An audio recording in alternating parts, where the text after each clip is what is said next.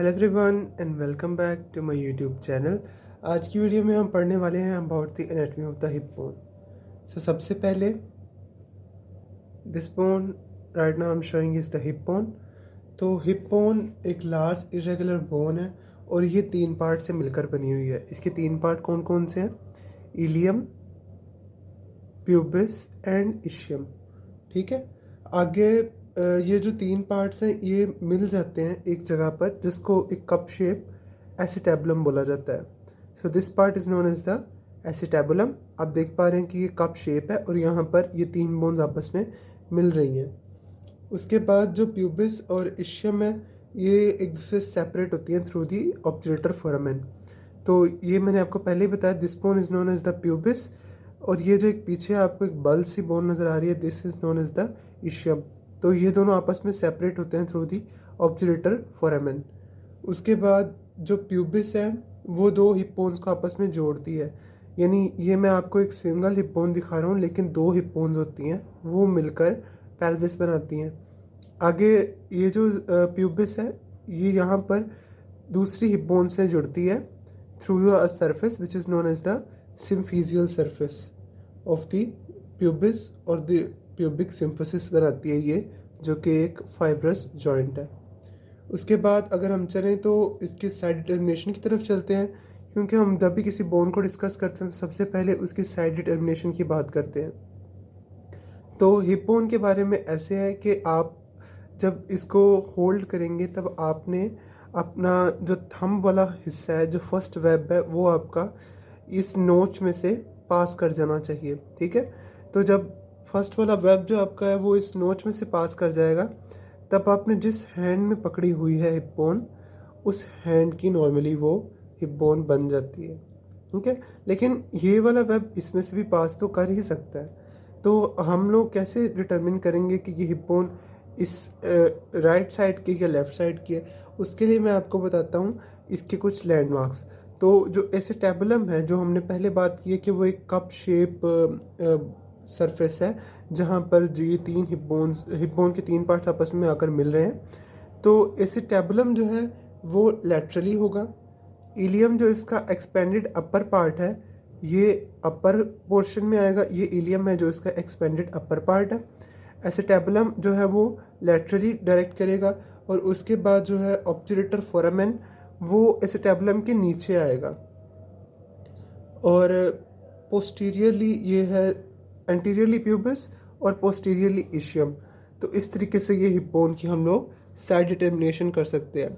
सो right now अगर मैं इसकी साइड डिटर्मिनेशन करूं तो ये राइट साइड की हिप बोन है। ठीक है, उसके बाद हम लोग चलते हैं इसकी एनाटॉमिकल पोजीशन पर। नॉर्मली हम ज़्यादातर बोन्स की एनाटॉमिकल पोजीशन को डिस्कस नहीं करते, लेकिन हिप बोन के केस में ये इसलिए इम्पोर्टेंट है क्योंकि इसकी एनाटॉमिकल पोजीशन वेरी करती है as compare to this structure of the bone, क्योंकि ये बिल्कुल इरेगुलर बोन है तो इसकी एनाटॉमिकल पोजीशन बताना ज़रूरी है। तो सबसे पहले चलते हैं कि इसकी एनाटॉमिकल पोजीशन में जो प्यूबिक सिम्फिसिस और एंटीरियर सुपीरियर इलियक स्पाइन है ये सेम कोरोनल प्लेन में आते हैं। अब प्यूबिक सिम्फिसिस और इंटीरियर सुपीरियर इलियक स्पाइन मैं आपको अभी बता रहा हूँ, बाकी सब जब हम बोन्स डिस्कस करेंगे तो उसमें बताएंगे कि ये जहाँ से आपको ये ऊपर वाला एक हिस्सा नज़र आ रहा है, मैंने आपको बताया कि ये इलियम बोन है। ये ऊपर वाला जो आपको एक हिस्सा इसका नज़र आ रहा है, this is known as the iliac crest. Iliac crest जहाँ से शुरू होता है, this portion is known as the anterior superior iliac spine. तो ये वाला पोर्शन है एंटीरियर सुपीरियर इलियक स्पाइन।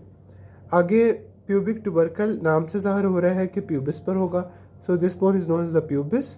तो प्यूबिस के यहाँ पर आपको एक बल्ज नज़र आ रहा है, this is known as the pubic tubercle.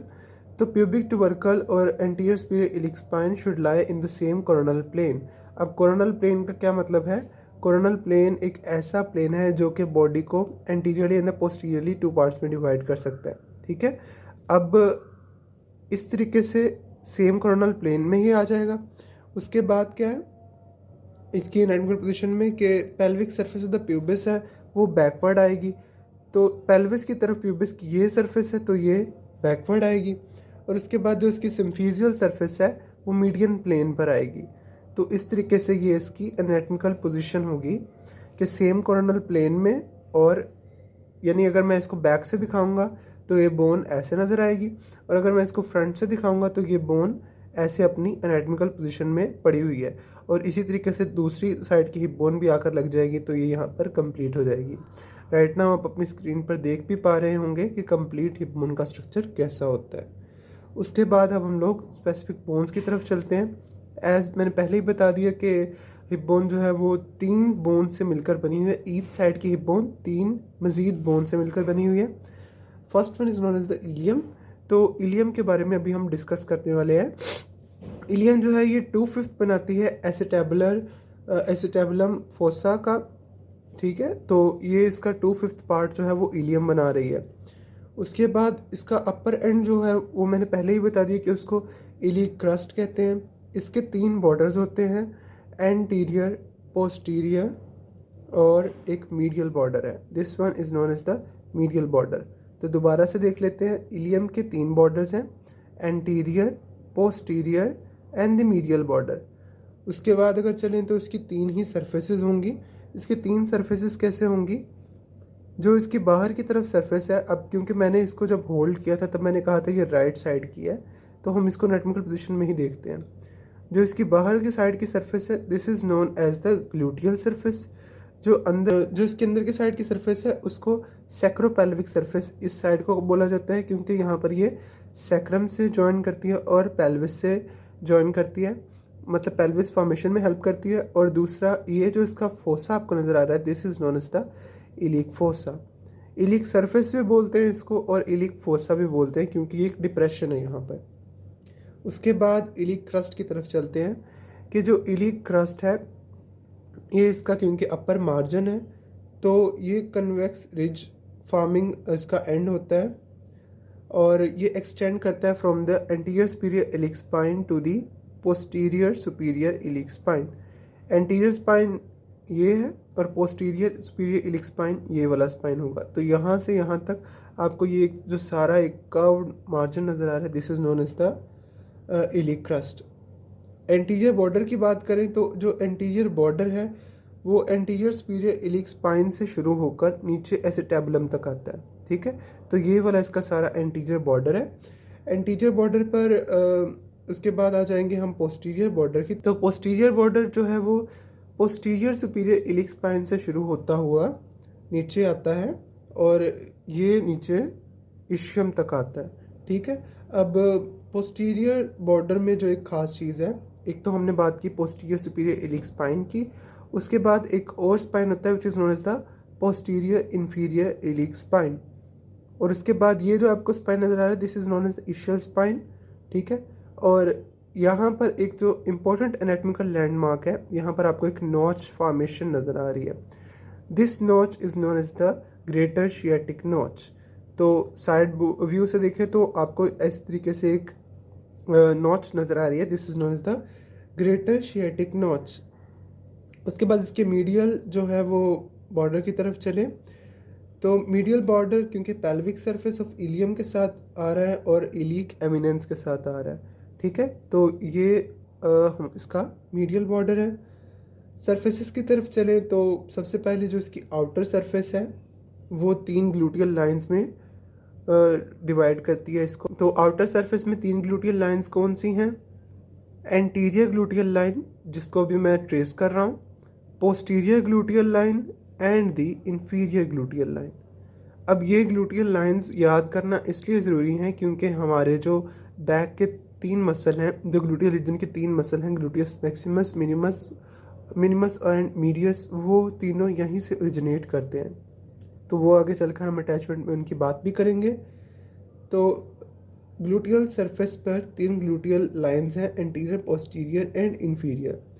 उसके बाद इलिक फोसा की तरफ चले तो इलिक फोसा जो है वो एक large concave area on the inner side of the ilium है। तो ये इसका इलिक फोसा है। सैक्रोपेल्विक सरफेस की क्योंकि हम पहले ही बात कर चुके थे कि ये एक अनइवन एरिया आपको भी नज़र आ रहा है जो इनर साइड पर है, और ये इलिक ट्यूबरोसिटी भी यहाँ पर एक होती है। This one is known as the iliac tuberosity because it is the elevated part of the ilium at the sacropelvic surface. उसके बाद हम इलियम की अटैचमेंट की बात करेंगे। तो सबसे पहले हम लोग इलिक क्रस्ट के अटैचमेंट की बात कर लेते हैं। इलिक क्रस्ट में अभी मैं आपको दिखा दूं कि ग्लूटियल साइड पर जो इसका लिप है that is known as the lateral lip, और जो मीडियल साइड पर इसका लिप है that is known as the medial lip. तो इसकी अटैचमेंट के लिए आपने याद ऐसे रखना है कि जो इसके मीडियल लिप पर हैं वो सेपरेट मसल्स अटैच हो रहे हैं, जो इसके लेटरल लिप पर हैं वो सेपरेट मसल्स अटैच हो रहे हैं। सबसे पहले एंटीरियर सुपीरियर इलिक स्पाइन से शुरू करते हैं। तो यहाँ पर हमारे पास जो है वो सार्टोरियस मसल का ओरिजिन है। मसल्स अभी जब मैं अटैचमेंट बताने लगा हूँ तो इसमें जो रेड में हमारे पास पोर्शन है that is known as that is showing the origin, और जो ब्लू में पोर्शन है that is showing the insertion. तो इंसर्शन और ओरिजिन दोनों ये शो कर रहे हैं। अभी जैसे मैंने आपको पहले ही बता दिया कि एंटीरियर सुपीरियर इलिक स्पाइन है ये, तो एंटीरियर सुपीरियर इलिक स्पाइन पे अभी जो आपको मसल अटैच नज़र आ रहा है that is known as the sartorius. उसके बाद इसका जो मीडियल लिप है वहाँ पर असल में इसको मीडियल लिप, इंटरमीडिएट एरिया और लैटरल लिप में डिवाइड करते हैं, लेकिन मैं आपको यहाँ पर एक इसका मीडियल एरिया और एक इसका लैटरल एरिया बता रहा हूँ, ठीक है। अब जो इसका मीडियल एरिया है वहाँ पर दो मसल्स हैं, transversus abdominis and the internal oblique. So this one is known as the transversus abdominis and this one is known as the internal oblique. उसके बाद अगर हम लैटरल लिप की तरफ आ जाए तो लैटरल लिप पर आपको दो हैं वो दो ओरिजिन नज़र आ रही होंगी। एक तो जो ओरिजिन है that is for the tensor fascia lata and the other origin, ये जो आपको बैक पर इसके नज़र आ रही है that is for the latissimus dorsi. This origin is for the latissimus dorsi. और ये ब्लू में आपको एक इंसर्शन नज़र आ रही है, this insertion is for the external oblique muscle. तो ये जो ब्लू में भी आपको इंसर्शन नज़र आ रही है this one is for the external oblique muscle. अभी मीडियल साइड पर पोस्टीरियरली एक और ओरिजिन है, this origin is for the quadratus lumborum. अब चलते हैं इसकी सैक्रोपेल्विक सरफेस की तरफ। तो यहाँ पर आपको दो ओरिजिन नज़र आ रही हैं, एक मीडियली है और एक लैटरली है। तो ये जो दो ओरिजिन्स हैं इसकी ये ग्लूटियल मसल्स के लिए हैं। उसके बाद चलते हैं एंटीरियर सुपीरियर इलिक स्पाइन की। हमने जब बात की तो अब एक एंटीरियर इंफीरियर इलिक स्पाइन भी है और यहाँ पर भी आपको रेड पोर्शन नज़र आ रहा है। तो ये रेड पोर्शन यही शो कर रहा है कि यहाँ से भी एक मसल की ओरिजिन होती है। तो वो जिस मसल की ओरिजिन होती है that is the straight head of the rectus femoris. तो रेक्टस फीमरस का स्ट्रेट हेड यहाँ से ओरिजिनेट कर। उसके बाद ये है कि हमने एक बात की थी कि यहाँ पर एक पोस्टीरियर इंफीरियर इलिक स्पाइन है और उसके बाद यहाँ से ए ग्रेटर शियाटिक नोच शुरू हो जाती है। तो ग्रेटर शियाटिक नोच के अपर पार्ट से जहाँ पर पोस्टीरियर इंफीरियर इलिक स्पाइन है यहाँ पर से एक मसल ओरिजिनेट करता है that is known as the piriformis muscle. उसके बाद बात करते हैं इलिक फोसा की।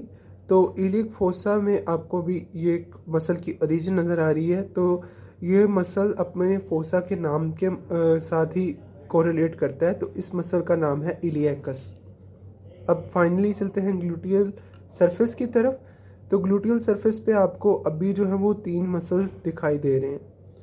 ये जो तीन मसल्स की आपको ओरिजिन दिखाई दे रही है these are known as the gluteal muscles.